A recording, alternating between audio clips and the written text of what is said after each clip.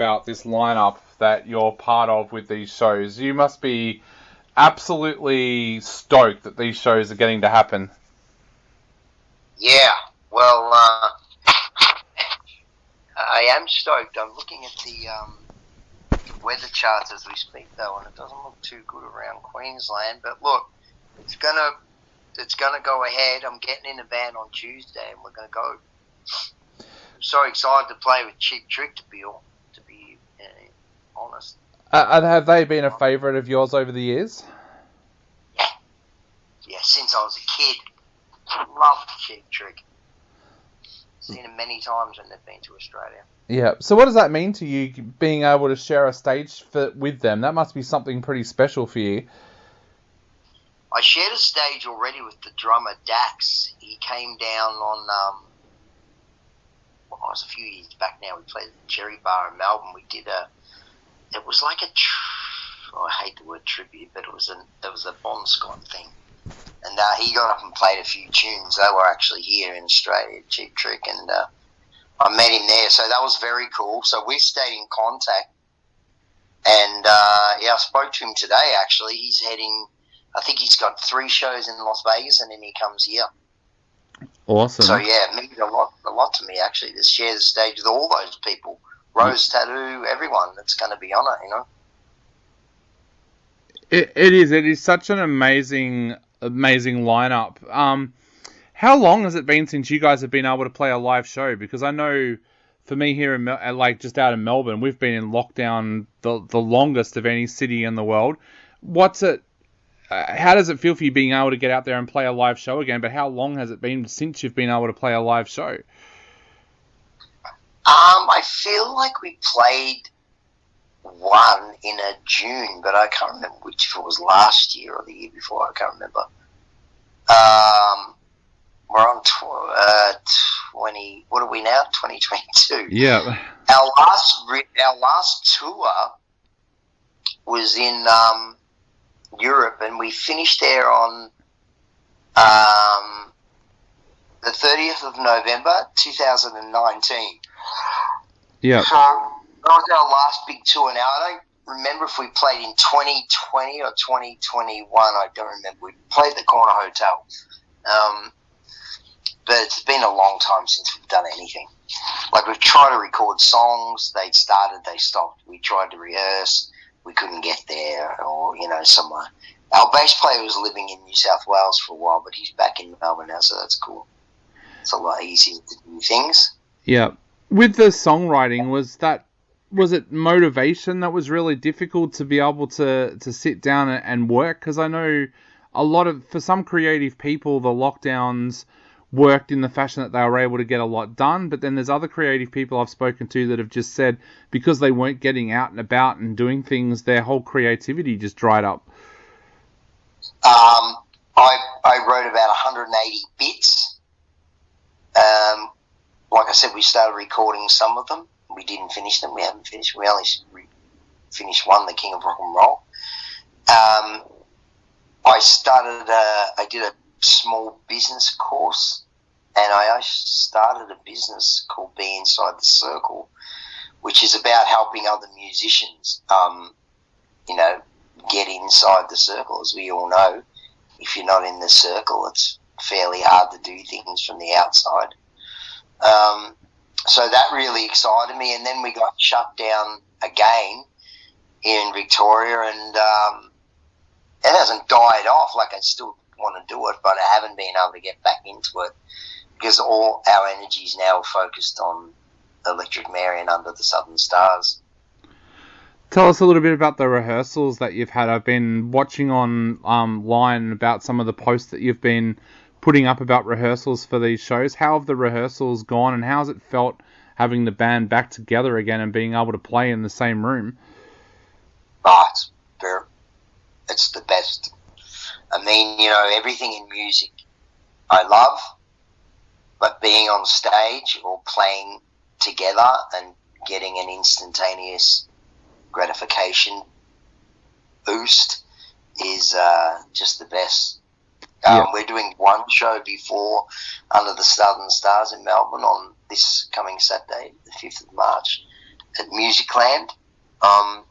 Because we just wanted to get one under our belt before we started. And so we had a rehearsal on Tuesday, and it was great.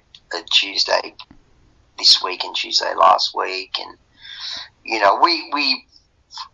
we've got together separately on occasions to do things, but together it's the best feeling. Yeah. And you've got quite a sizable back catalogue there now as well. Was it difficult to pick a set list for what you were going to play at Under the Southern Stars? Really difficult, because do we go all out, just gung-ho? Some of our sets are 30 minutes, some of them are 45, depending on where we are. So do we go gung-ho with 6 songs in 30 or 7 songs, or, do we do one of the, pull it back halfway through? I think we're just going to go. It's the only way to do it. But, are you also aware, and I find this, talking to a lot of bands when talking about festivals, that, say, the guys that come along to see you at Musicland this Saturday night, they're all fans of the band and they love you guys, but quite often at festivals, you're playing in front of people that may not know the band's music or may not have heard the band before. Are you aware of that it's such an awesome opportunity to win over new fans? Is that something that you factor into your set list? Yeah. I love our band. I love the people in it. I know what we do and I know what we do well. And I often say to people who don't know it, if you come and see us, even if you don't like the music, you won't be able to deny that we are a good band. That, when I go out on stage, the confidence we have in each other that we can do something. And, we've had, through the years, we've supported bands. I remember on the Deep Purple tour, we got 2 standing ovations. Nobody knew us. I mean, we're a support band. Nobody knew who we were. Alice Cooper came into our band room and was just over the moon that we were, when you're a support band, your job is to support the main act. So we come in with the attitude that we're going to be as good as we can, and the people that bothered to come in and sit down and watch the support band will get a show. We'll do a show. That's what we'll do for 30 minutes or 40 minutes or whatever it is. And I'm quite often surprised at how many people would come up to us, and in Europe as well, and just be loving us, just loving us. Yep. Do you notice it straight away also, with Spotify and Facebook and things like that? If you play a support show for a band or at a festival like this, do you suddenly notice, that there's a lot of likes on social media, or that your Spotify numbers rise in the days after the show? Yeah, of course, because that's the way of the world now. Yeah. We don't talk about gold records or platinum records. We talk about 15 million hits. That's how people talk now. So yeah, it's. I really notice it because I run most of our social media, and yeah, I love that stuff. Yep. I talk to everyone on here that, usually I might miss some, but people, message or ask questions, I'm always on it and always answer. I've had quite a number of people say, "Oh, I can't believe that you're the actual person answering." I was like, "Well, it's our page, so why wouldn't we answer?" Yeah. Do you get a lot of people writing to you talking about your songs and how they feel when they listen to the song, or how certain lyrics remind them of something from their life? Is it things like that people reach out to you about? Yeah. Yeah. A lot about the lyrics, and especially if you're say over the age of 30, you could be 40 or a 50-year-old. Yep. We resonate with those, folk a lot, because rock and roll was their lifestyle when they were growing up. You know what I mean? Oh, definitely. I'm 42, so I'm definitely in that age range. Yep. Yeah. Well, good, bad, or indifferent, R&B and hip hop and that is really the music of the younger generation today. Yep. 18-year-old. There's still people that are 18 that like rock and roll. I'm not saying that. The great thing about today's generation is they'll dig on something their parents dig on, whereas my generation wouldn't have anything to do with our parents' music. Yep. But today's generation will. Like, parents and kids may be listening to the same things. Yep. Oh, yeah, definitely, yeah. And, like, I know, like, in my family, I didn't want to touch my mum's music, but I was a big fan of my dad's music. My dad was into a lot of rock and hard rock from the 1970s, and I think that's probably where I got my love of rock and metal from as well. Was that something that you grew up with as well? Were you kind of inspired by your parents' music, or did you stay away from your parents' music? I stayed well away from my parents' music, but I had an older brother, and that's where I got my musical taste from, my musical education. He, whatever he was playing, I was listening to. Yep. And and then I took from that what I wanted, and I really I love 60s music, and I start from there. All the great singers back then. Yep. Joe Cockers and Paul Rodgers and Deep. And it just went from there. And once the 70s came along, I actually really liked punk music. Really liked it, and that's where I get. For me, the Cheap Trick connection came there, because they were kind of like this. Can I say pop punk? Yep. Kind of thing, and that really excited me. Because good songs are good songs. It doesn't matter what sort of style you like, but a good song is a good song. Yeah. And I'm a song person. I love songs. I love great songs. I'm tipping that a lot of the audience at these shows are going to be multi-generational, because one of the last shows that I went to before the lockdowns was Whitesnake and Scorpions playing together, and I noticed that there was like 3 generations of some families there. And I'm tipping it'll be the same for these shows as well. Does that make it interesting when you look out and you see people aged like 12 and 13, and then other people aged right up to their 50s and 60s? Well, there won't be any 12s and 13s because it's an over 18. Yep. So if you're 12 and 13, don't buy a ticket. Don't buy a ticket. Tell them you're 18. Yeah, it doesn't matter to me. It's all going to be cool. I mean, music was, petering out a little bit in the 80s, and all of a sudden in the 90s came your Pearl Jam, Stone Temple Pilots, Sound Gardens, and rock was back and in a big way, So, Bush, Stone Temple Pilots, very excited to see them.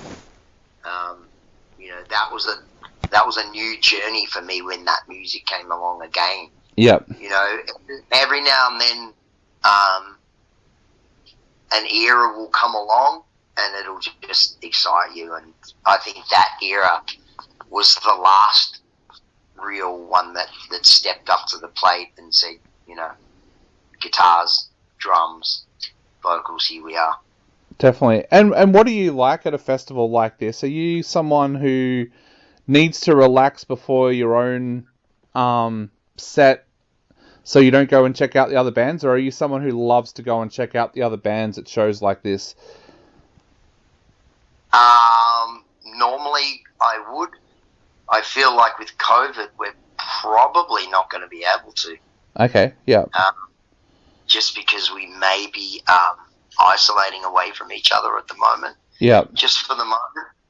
But yeah, of course, I'd love that. I love watching every band that we've ever been, I sort of started a stage for Whitesnake when we did Europe with them. and I just loved every moment of it.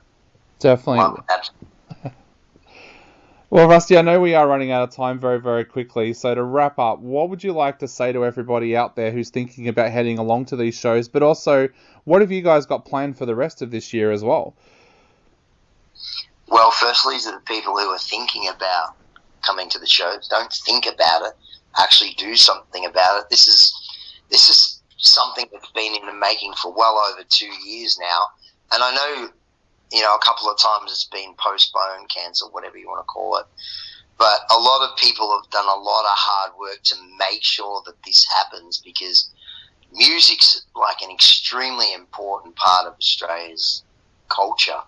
So, we've lost money by cancelling twice, having it postponed twice, sorry. We've lost money just by not being able to go. So, we're in it. This is third time in for us. We're ready to go. So everyone else, just get out there, and this is going to be great. I mean, think of the songs that these bands have had. Cheap Trick, Surrender, You Want My Love, Dream Police, I Want You to Want Me. I mean, I could go on forever. Vaseline, I want to hear Vaseline. I want to hear Glycerine. I want to hear Rock and Roll Outlaw. These are amazing songs. And for us, for the rest of the year, we're going to tour around Australia in May with buddies of ours, Shotgun Mistress. And then we're heading back, if Mr. Putin will let us, we're heading back to Europe in August and September. Awesome. Well, mate, I cannot wait to be there in the crowd in Melbourne to see you guys play at these shows. I've been waiting for these shows for 2 years, so I am absolutely excited. Which ones are you going to? I'll be in Melbourne, the Margaret Court Arena one. Awesome. We're not playing. Oh, damn. I was thinking about going to Hastings as well, though, so I might be able to do that. You better go to Hastings. Yeah. All right. You better go to Hastings. So we aren't playing Melbourne, but we're playing Sydney, and Rose Tattoo aren't playing Sydney. Okay. All right. I'll make sure I get along to the Hastings one then. Please do, brother. I will do, mate. I'll let you go. Stay safe, and can't wait to be able to see you guys play live in Hastings and then also in May as well. Yeah, thank you so much. No problem.